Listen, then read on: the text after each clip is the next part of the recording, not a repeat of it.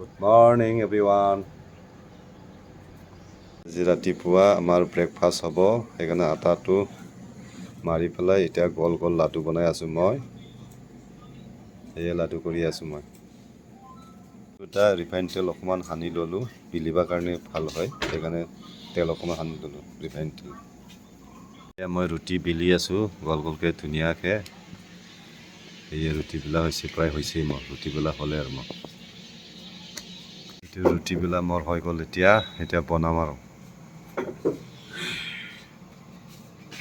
কাৰণে ৰিফাইন তেল দিলোঁ কেৰাহীত